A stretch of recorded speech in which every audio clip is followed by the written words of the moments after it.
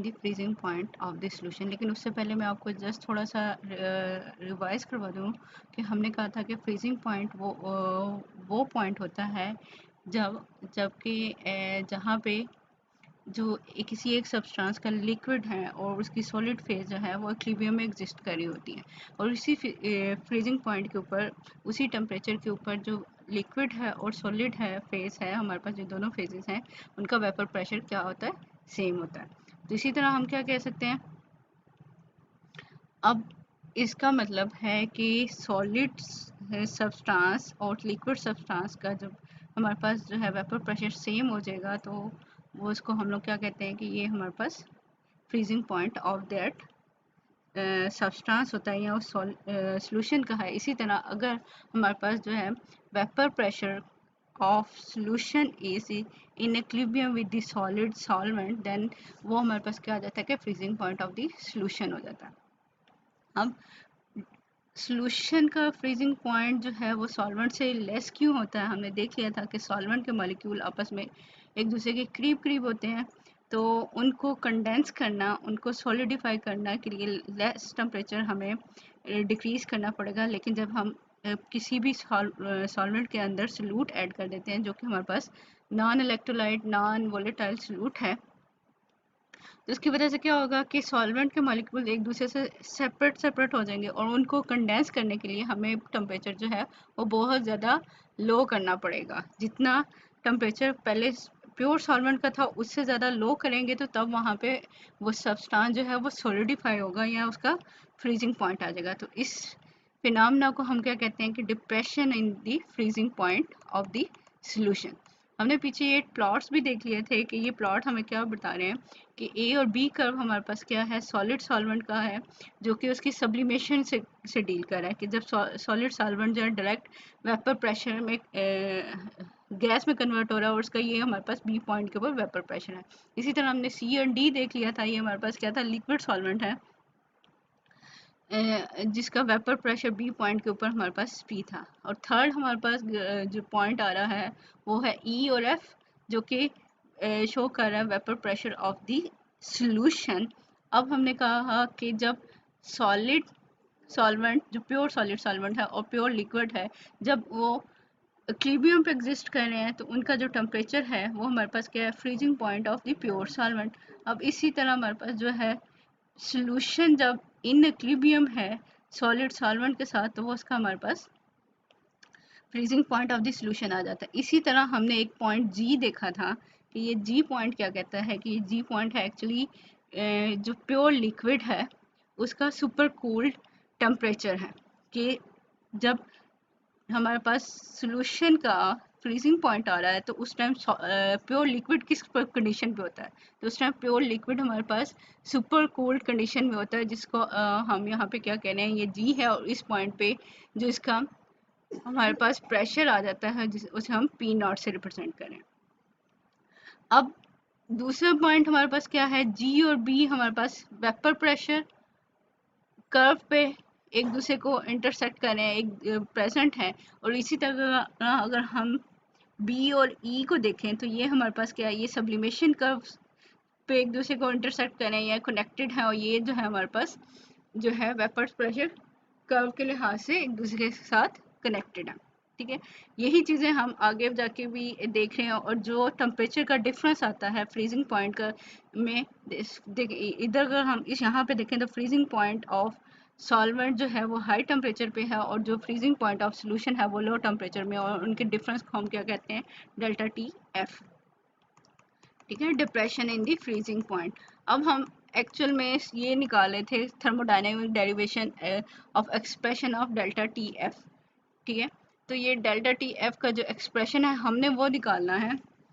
और जो पीछे सारे पॉइंट है ग्राफ में वो सारे यहाँ पे दोबारा एक दफ़ा हम इसको डिस्कस कर लेंगे। हम क्या करें कि फ्रीजिंग पॉइंट डिप्रेशन को, जो कि freezing point depression of the solution है, उसको कंसंट्रेशन ऑफ द सॉल्यूशन, या आप इसको कह लें कि मोल फ्रैक्शन जो हम लोग निकाले थे या number of mole of solute से रिलेट कर रहे हैं, तो उसके लिए हमें कौन कौन सी इक्वेशन चाहिए होगी। एक तो हमें क्लासियस क्लेपरॉन इक्वेशन चाहिए, और दूसरी हमारे पास जो है रॉड्स लॉ वाली इक्वेशन है, तो वो इक्वेशन चाहिए होगी। ठीक है, अब अगर आपको प्लॉट की समझ आ गई है, प्लॉट आप सामने रखे हो, यहाँ पे इन पॉइंट्स को देखेंगे। Let P the vapour pressure of the pure liquids and solvent, liquid solvent and the solid at T nought. ठीक है, जो पी जो है vapour pressure of the pure जो सॉल्वेंट है उसका है, चाहे वो लिक्विड फॉर्म में या सॉलिड फॉर्म में, तो वहाँ पे उसका जो टेम्परेचर है वो टी नॉट है, जो कि हमें पता है कि freezing point of the solvent है। इसी तरह हमारे पास क्या है, P S is the vapour pressure of the both solid solvent and the solution at the temperature T. और ये टेम्परेचर टी के ऊपर आप देख सकते हैं इसको, और इसका मतलब है कि ये हमारे पास सॉल्यूशन का फ्रीजिंग पॉइंट है। इसके अलावा हमारे पास एक पॉइंट है P not, is the vapour pressure curve, vapour pressure of pure supercooled liquid solvent at the temperature T corresponding to point G. ये भी हमने पीछे देख लिया कि जी पॉइंट जो है वो टी के ऊपर है, यानी कि जहाँ पे सोल्यूशन जो है फ्रीजिंग पॉइंट आ रहा है उसका, और ये उस time super cooled liquid solvent का वेपर प्रेशर है। अब हमने ये भी देख लिया था कि जी और बी जो है एक वेपर प्रेशर कर्व के ऊपर लाई कर रहे हैं, तो इनको रिलेट करने के लिए हम क्लासियस इलेक्ट्रॉन इक्वेशन यूज़ करेंगे, जो कि क्या हमारे पास log nature P over P not is equal to delta H V multiply by T naught minus T and divided by R T naught and T। अब डेल्टा एच वी क्या है, molar heat of vaporisation of pure solvent के एक जो हमारे पास pure solvent है वो कितने वेपर्स में कन्वर्ट हो रहे होते हैं, वो उसकी जो है वो हीट ऑफ वेपोराइजेशन जो है, अगर ये मोल्स की फॉर्म में कि एक मोल ऑफ जो है सब्सटेंस जो है या सॉल्वेंट जो है वो वेपर्स में कन्वर्ट हो रहा है, तो वो फिर जो है हमारे पास डेल्टा एच वी है, इसको हम मोलर हीट ऑफ वेपोराइजेशन कह रहे हैं। इसी तरह हमारे पास जो है हमने देखा कि ई और बी पॉइंट्स जो हैं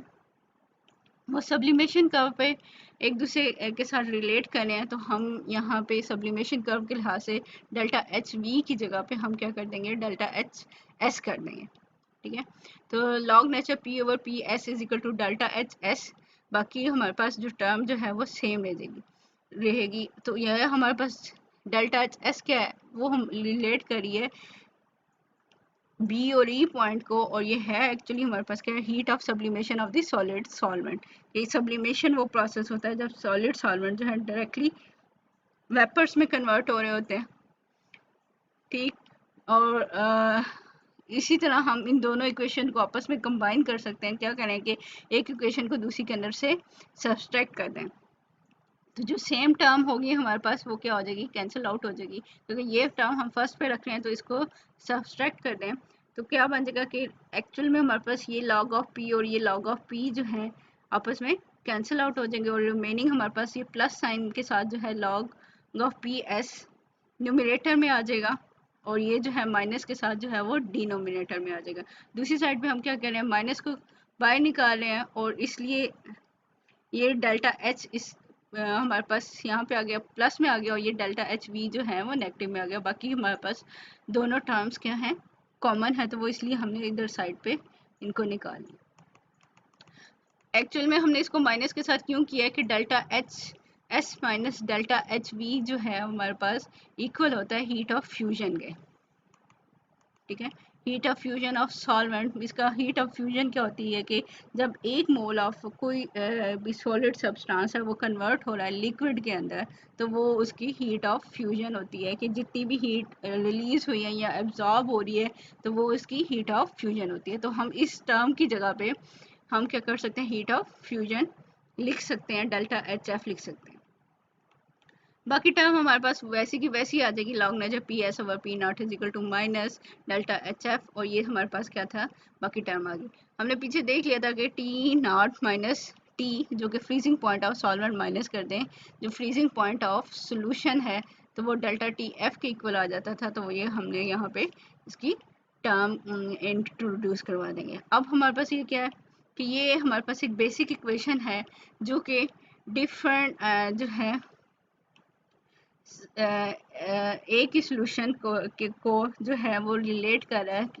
उसके जो उसका सॉल्वेंट है सॉलिड फॉर्म के साथ। ठीक है, या आप सिंपली इसको कह सकते हैं कि लिक्विड सॉलिड को के वेपर प्रेशर को रिलेट कर रहा है सॉलिड जो प्योर सॉल्वेंट है उसके वेपर प्रेशर के साथ। किसी एक स्पेसिफिक टेम्परेचर पे, ठीक है, जो हम कह रहे हैं कि ये टी है या टी नॉट है। इसी तरह हमने पीछे देख लिया था कि क्या है, सोल्यूशन का वेपर प्रेशर जो है इन इक्विलिब्रियम में है हमारे पास सॉलिड सॉल्वेंट के साथ। अब इसका मतलब है जब दो चीज़ें आपस में एक थर्ड चीज़ के साथ इन इक्विलिब्रियम आ जाती है तो इसका मतलब है कि पहली और तीसरी भी इक्विलिब्रियम में होगी। मतलब कि अगर 1 और 2 जो है आपस में इक्विलिब्रियम में है और 2 और 3 आपस में इक्विलिब्रियम में है, तो इसका मतलब क्या होता है कि 1 और 3 के दरमियान में भी इक्विलिब्रियम होता है। तो इसलिए हम क्या कह रहे हैं कि ये इक्वेशन रिलेट करिए इन तीनों चीज़ों को। एक चीज़ हमारे पास क्या है, प्योर सॉल्वेंट है जो कि लिक्विड फॉर्म में है, दूसरा प्योर सॉल्वेंट है हमारे पास सॉलिड फॉर्म में, और तीसरी हमारे पास क्या है कि जो सॉल्यूशन है उसको रिलेट करना। ठीक है, हमने क्या कहा पीछे जो स्टेटमेंट थी आप याद उनको देखिएगा कि प्योर सॉल्वेंट जो लिक्विड है वो इन इक्विलिब्रियम में है सॉलिड सॉल्वेंट के साथ, एक चीज़। दूसरा क्या है कि जो सॉल्यूशन है वो सॉलिड सॉल्वेंट के साथ इन इक्विलिब्रियम में है। तो इस तरह हम क्या कह सकते हैं, जो सॉल्यूशन है वो लिक्विड के साथ भी जो लिक्विड सॉल्वेंट है उसके साथ भी किसी एक स्पेसिफिक टेम्परेचर के साथ इन इक्विलिब्रियम में है। ठीक है, यानी ये तीनों चीज़ें आपस में एक दूसरे के साथ रिलेट कर रही हैं। तो इसलिए ये हमारे पास बेसिक इक्वेशन ये है जो इन सब चीज़ों को आपस में रिलेट करिए। ठीक है, equation 4 relate the vapour pressure of the solid solvent at temperature T to the vapour pressure of the pure liquid solvent at the same temperature. ठीक है, बस since the vapor pressure of solid solvent and solution are equal at temperature T which is the freezing point of the solution, ठीक है, so the equation 4 also relate the vapor pressure of the solution to that of the pure solvent at temperature T। ठीक है, तो ये तीनों चीज़ें आपस में एक दूसरे से रिलेट कर सकते हैं और हम इस इक्वेशन के थ्रू वैल्यूज निकाल सकते हैं। अगर हम यहाँ पे क्या करें, रोल्स लॉ की को अप्लाई करें तो हमें पता था हम यहाँ पे वैल्यूज निकाल सकते हैं, यहाँ से मोल फ्रैक्शन की वैल्यू निकल सकती है, जैसा कि हमने पीछे एलिवेशन ऑफ बॉइलिंग पॉइंट के लिए भी यही प्रोसेस किया था। अगर आपको वहाँ पे याद है तो आप इसको भी इजीली कर सकते हैं। ठीक है, if we assume now the Raoult's law which is applicable to this solution, then हमें पता है कि P S over P not is equal to x1 कि सोल्यूशन के अंदर जो सोल्यूशन के अंदर जो वेपर प्रेशर जो है वो डिक्रीज हो जाता है जब हम किसी भी सॉल्वेंट के अंदर non electrolyte non volatile solute add कर रहे होते हैं। तो जितना decrease in vapour pressure in solution होता है वो डायरेक्टली प्रोपोर्शनल होता है मोल फ्रैक्शन ऑफ द सॉल्वेंट के। ठीक है, कि सोल्यूशन के अंदर जो सॉल्वेंट का मोल फ्रैक्शन जो वेपर प्रेशर है वो मोल फ्रैक्शन ऑफ सॉल्वेंट के इक्वल है, लेकिन जब डायरेक्टली प्रोपोर्शनल था, प्रोपोर्शनलिटी साइन को ख़त्म कर रहे थे तो हमारे पास क्या आता है, कांस्टेंट आ जाता है कि जो वो कांस्टेंट हमारे पास क्या था, पी नॉट, जो कि प्योर सॉल्वेंट का वेपर प्रेशर होता है, उसके अंदर जब हमारे पास सॉल्यूट नहीं ऐड हुआ होता तो हम इक्वेशन को रीअरेंज करें तो ये क्या बन जाता है, P S over P not is equal to x1, और हमें x1 का पता है कि x हमारे पास क्या होती है, मोल फ्रैक्शन होती है। तो मोल fraction of all component in system क्या होता है कि हम उसको प्लस कर दें, इसके सम कर दें, तो ये हमारे पास इक्वल हो जाती है यूनिटी के। तो हम वहाँ से किसी भी सब्सटेंस की जो दो कंपोनेंट हैं उन दोनों में से किसी एक की वैल्यू निकाल सकते हैं। तो हमने यहाँ क्या किया था कि हमारे पास अगर x1 प्लस x2 इज़ 1, तो वहाँ से हम x1 की वैल्यू निकाल सकते हैं, वो क्या हो सकती है, 1 माइनस x2। तो इसका मतलब है कि P S over P not is equal to 1 minus x2। तो हम यहाँ पे वैल्यू पुट करें तो ये क्या बन जाएगा, लॉग नेचर 1 माइनस x2। ठीक है, हमें पता है कि x1 x2 are the mole fraction of the solvent and solution, ठीक है, and solute in the solution. तो ये हमारे पास इक्वेशन है और हमें ये भी पता है कि ये जब डाइल्यूट सोल्यूशन ले रहे हैं हमारे पास तो ये वैल्यू हमारे पास क्या है, बहुत स्मॉल है। तो इसलिए यहाँ पे जब लॉग नेचर लेंगे 1 माइनस x2 का तो वो अप्रॉक्सीमेटली इक्वल आ जाएगा हमारे पास माइनस x2 के। और इस साइड पे हमारे पास क्या है कि जब डाइल्यूट सोल्यूशन है कि बहुत कम अमाउंट में हमारे पास ऐड हो रही है, तो हम यहाँ पे लिख सकते हैं टी नॉट, और टी जो है उसको हम टी नॉट स्केयर लिख सकते हैं। तो जस्ट हमने इक्वेशन को सिंप्लीफाई कर दिया। अब ये माइनस और ये माइनस आपस में कैंसिल आउट हो जाएंगे तो ये हमारे पास इक्वेशन बन जाएगी। और यहाँ से अगर हम जो डेल्टा टी एफ जो है वो डेल्टा टी एफ हमारे पास क्या था, लोवरिंग ऑफ द या depression of the freezing point of the solution था। ठीक है, तो वो हम निकाल सकते हैं ये इक्वेशन यूज़ करके। अब आपने जैसे पहले किया था कि अगर आपको कहा जाए कि मॉलिक्यूलर वेट ऑफ सॉल्यूट निकालें, ठीक है, by using the depression in the freezing point, तो आपको अगर ये इक्वेशन आती है तो हम क्या कर सकते हैं, यहाँ से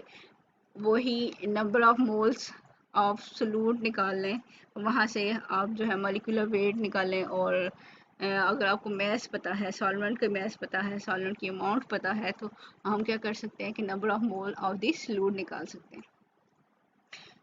सेम प्रोसेस करना है जो हम प्रीवियस भी कर चुके हैं। If n1 and n2 are the number of moles of the solvent and solute, 1 हम सॉल्वेंट के लिए यूज़ करें और 2 जो है हम सॉल्यूट के लिए यूज़ करें, एंड इसी लिहाज से फिर W2 क्या है,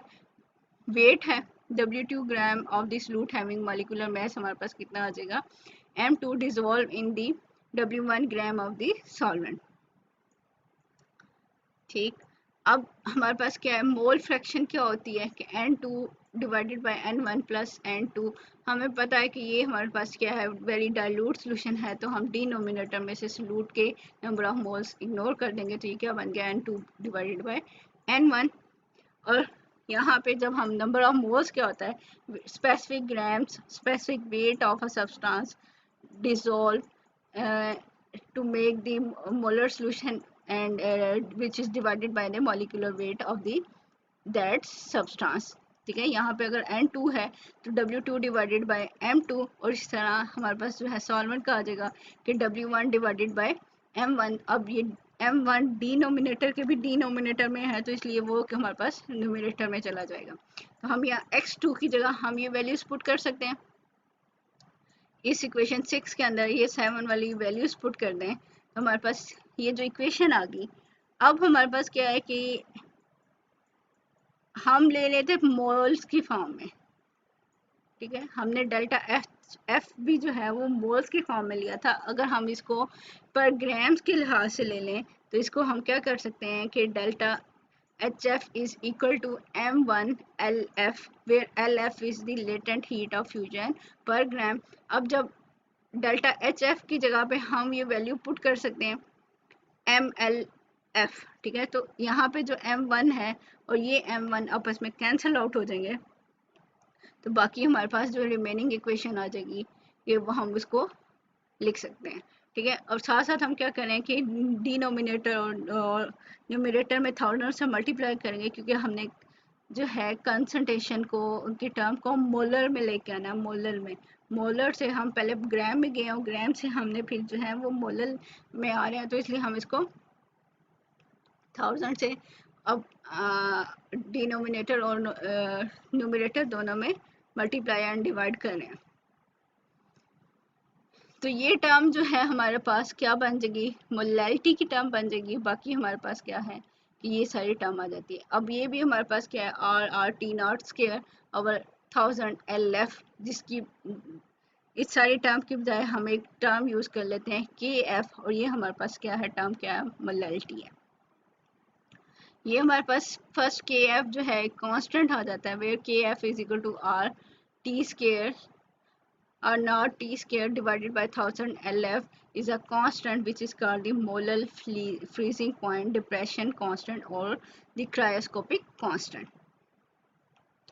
For the given solvent, it is defined as the depression in the freezing point produced, कि कितना freezing point में depression produce हो रहा है कि जब हम 1 mole of solute is dissolved in 1 kg of the solvent। ठीक है, यानी मोलैलिटी की फॉर्म में हम ये ले रहे हैं कि 1 मोल हमारे पास solute का है, वो 1000 ग्राम ऑफ द सॉल्वेंट में डिजोल्व हुआ है। ठीक है,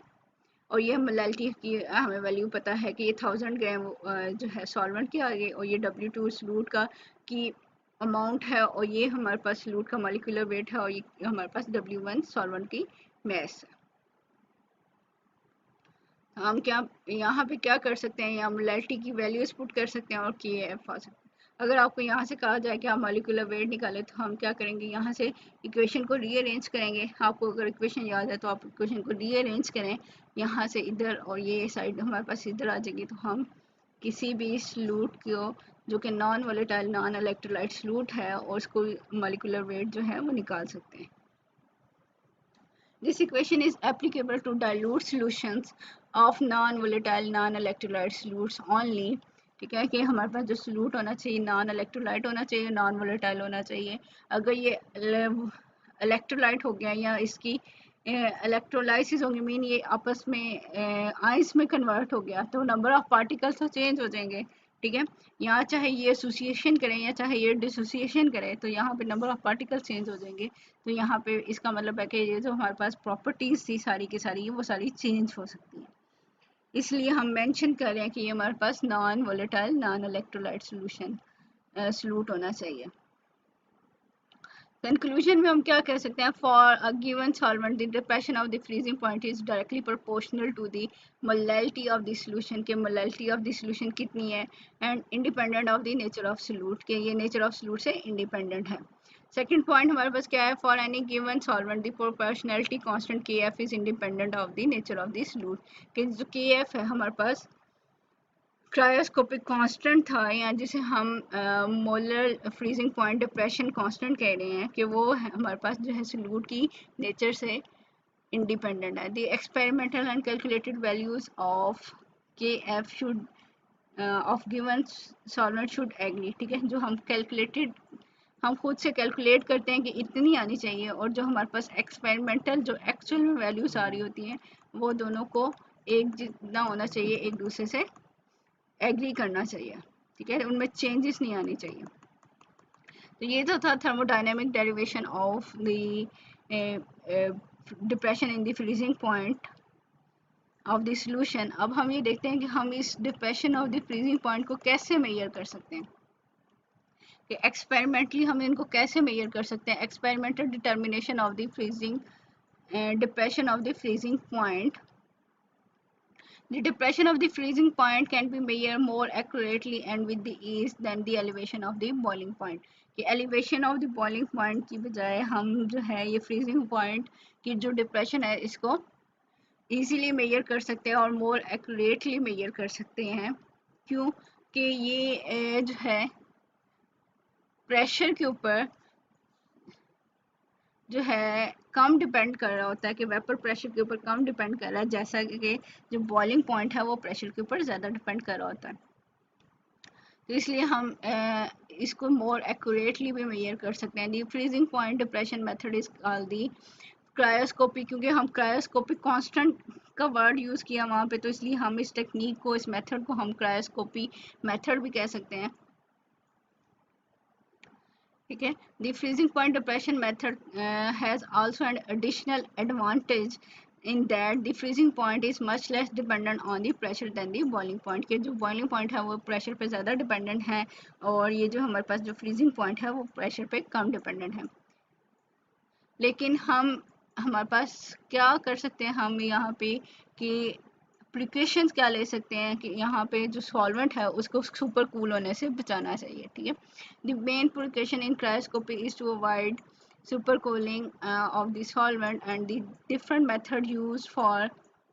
the determination of the depression of the freezing points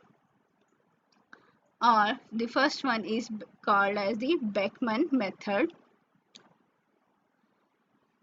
इस मेथड में जो ऑपरेटर यूज़ हो रहा है उसके अंदर हमारे पास क्या है कि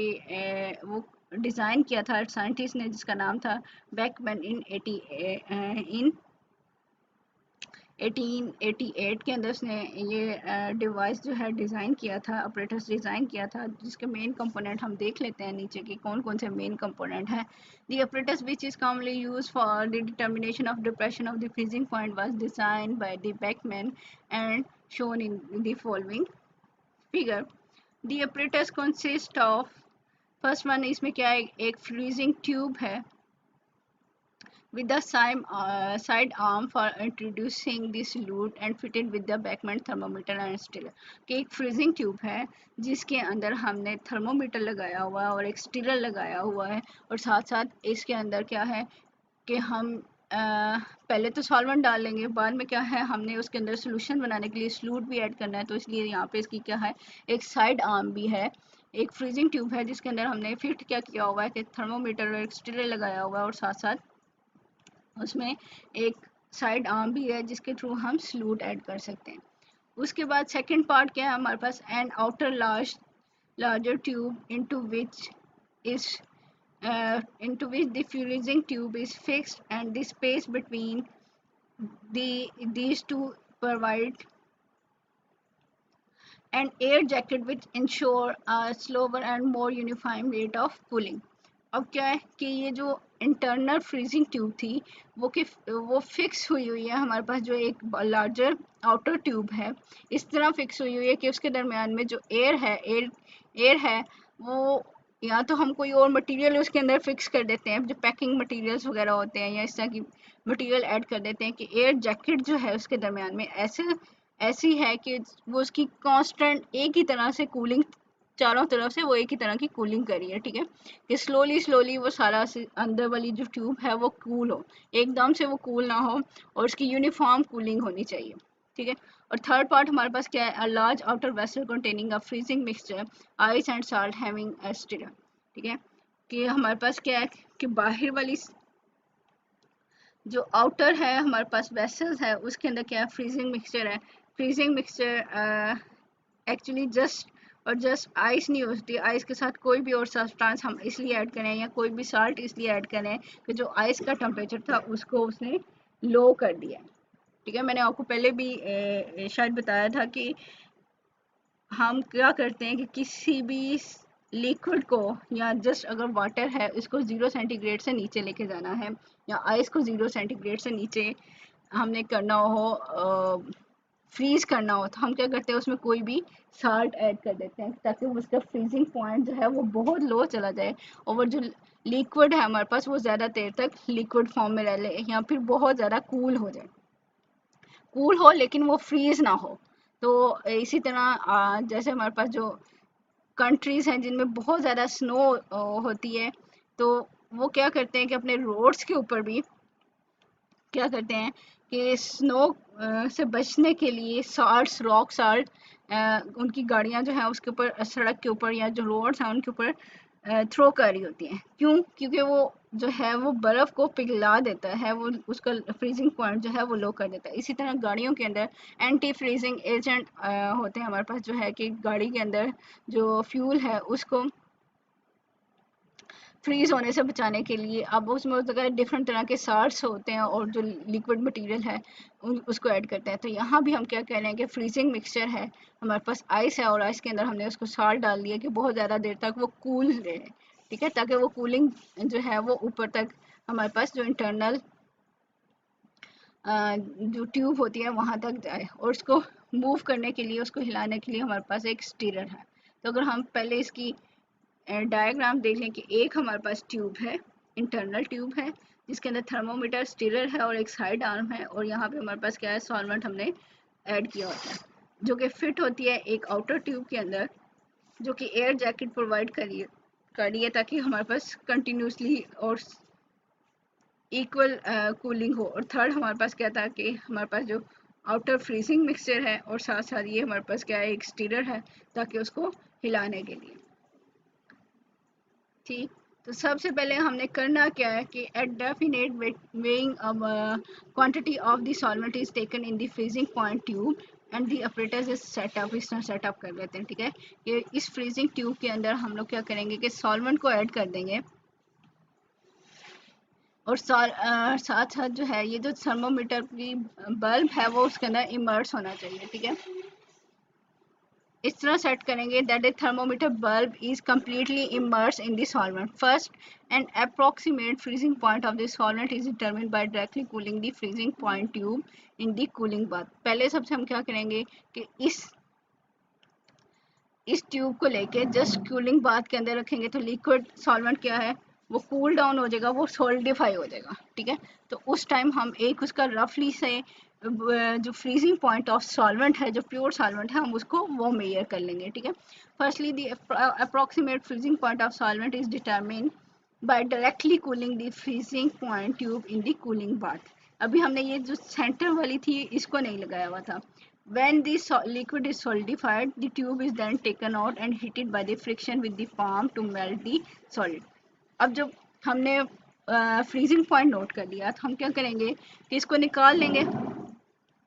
इस ट्यूब को जो है वो बाहर निकाल लें और क्या करेंगे कि लिक्विड को दोबारा जो सॉल्वेंट है उसको दोबारा थोड़ा सा हीट अप करें या उसको थोड़ा सा रब करें इस ट्यूब को, ताकि हाथ के साथ हैंड से जो हीट उसमें जा रही है तो क्या होगा कि वो दोबारा लिक्विड फॉर्म में आ जाएगा। ठीक है, पहले क्या था लिक्विड था और हमने उसको फ्रीज किया और फ्रीज करने के बाद उसको दोबारा डी फ्रीज कर रहे हैं। When all the solvent has melted,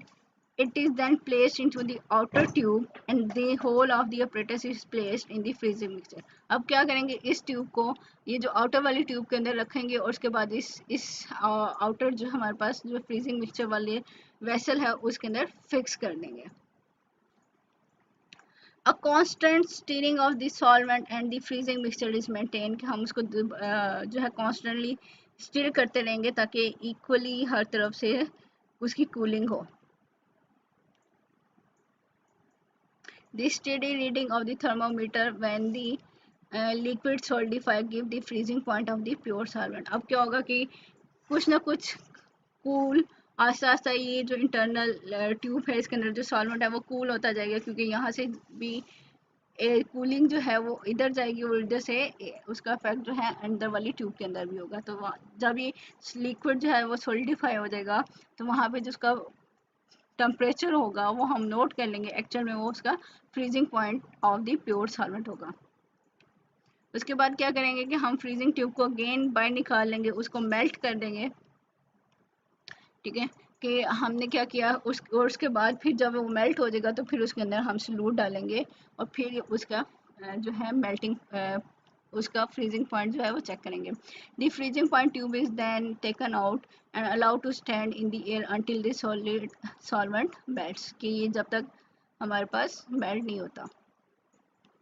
A weighed quantity of a solute is introduced through the side arm and the freezing point of the solution is determined in the same way as that of the solvent. जैसे हमने solvent का major किया उसी तरह हमारे पास क्या करेंगे, हम सोल्यूशन का भी मेजर करेंगे। Knowing the depression of the freezing point, कि कितना चेंज आया फ्रीजिंग पॉइंट के अंदर, the molecular mass of the solute can be determine, तो वहाँ से हम क्या कर सकते हैं कि molecular mass of the solute को डिटर्मिन कर सकते हैं। वो इक्वेशन अगर आपको मालूम है तो आप उससे निकाल सकते हैं कि हम क्या कर सकते हैं कि मॉलिक्यूलर मास ऑफ सोल्यूट जो ऊपर हमने इक्वेशन लिखी है वही है, ये is equal to K F over T delta T F is multiply by mass of the solute mass of the solvent multiply by 1000। कि मास ऑफ सोल्यूट हमें पता कितनी डाली है, मास ऑफ सॉल्वेंट हम देख सकते हैं अगर हमें वॉल्यूम पता है और डेंसिटी पता है तो हम मास ऑफ सॉल्वेंट निकाल सकते हैं, उसको यहाँ पे पुट कर देंगे। This method give accurate result if the following precaution of observe, हमने पीछे पहले भी कहा था कि सुपर कूलिंग से अवॉइड करना चाहिए, स्टिरिंग जो है वो यूनिफॉर्म होनी चाहिए, temperature of the cooling bath should not be more than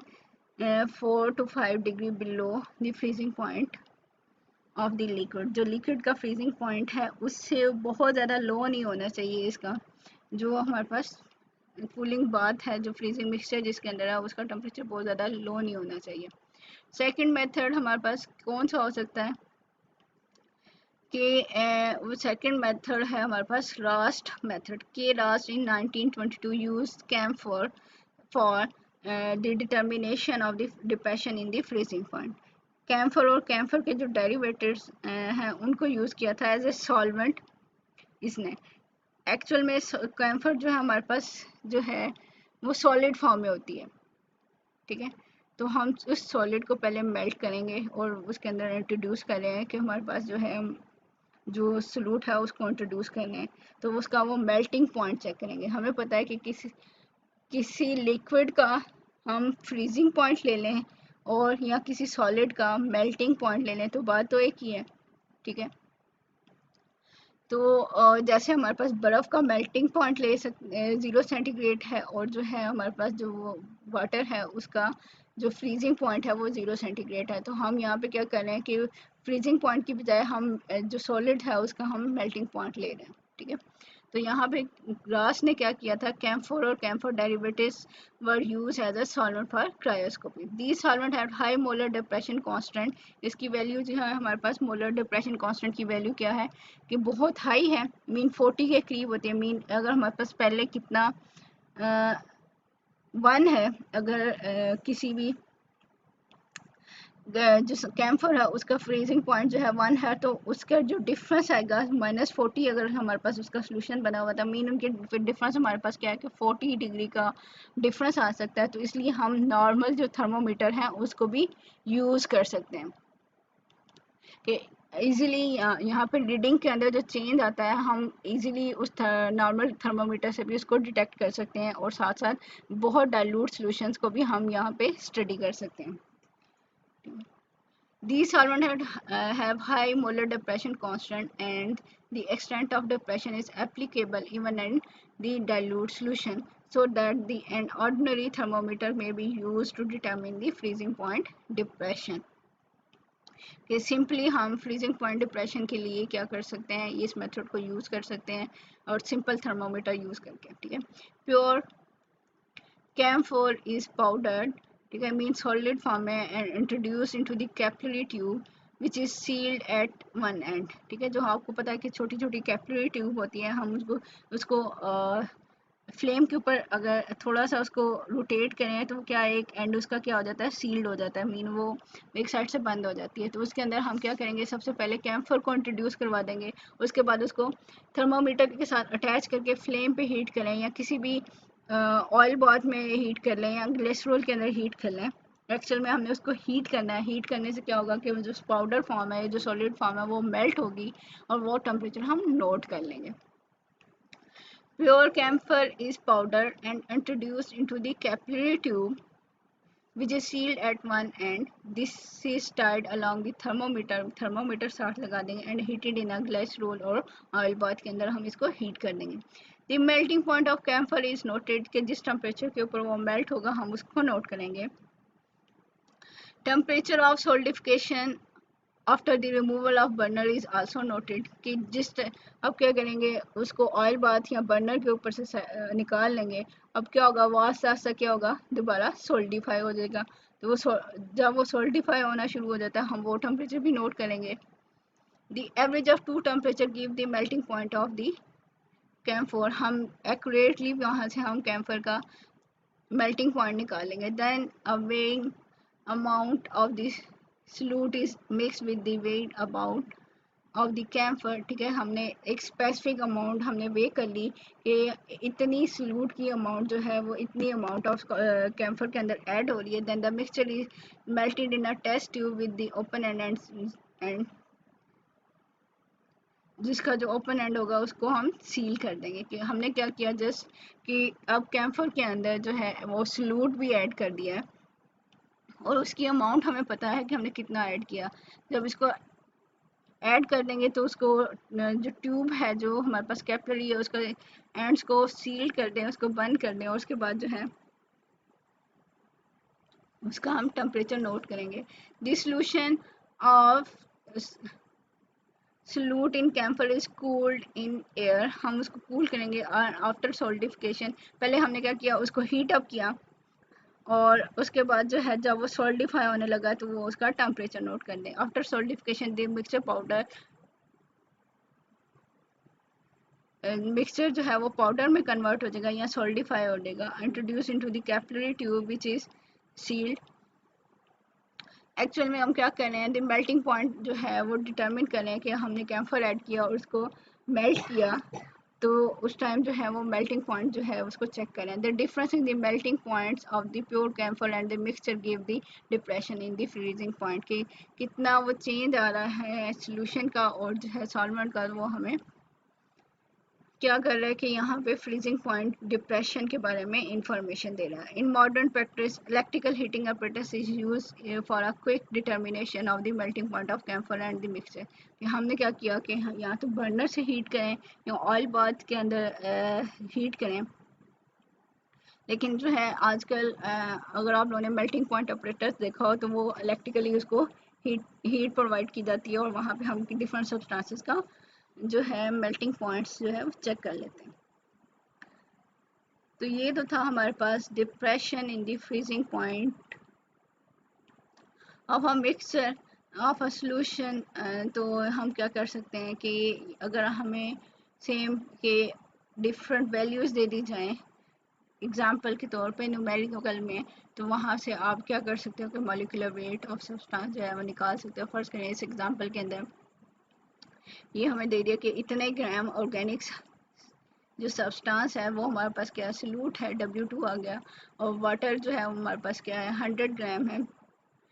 और इसका फ्रीजिंग पॉइंट, जब ये सोल्यूशन बन गया तो उसका फ्रीजिंग पॉइंट इतना डिक्रीज हो रहा है, तो ये इसका मतलब है कि जो डिक्रीज हो रहा है वो हमारे पास इतना है। और वाटर का अगर आपको पता होगा तो वो यहाँ तो ये डिफरेंस दिया हुआ है, तो डिफरेंस तो ऐसे ही यूज हो जाएगा। के एफ की वैल्यू दी हुई है तो मॉलिक्यूलर वेट आप निकाल सकते हैं कि molecular weight is equal to K F over delta T F multiply by W2 divided by W1 multiply by 1000। आपने वैल्यूज पुट की तो हम क्या कर सकते हैं, यहाँ पे molecular weight of the solute निकाल सकते हैं।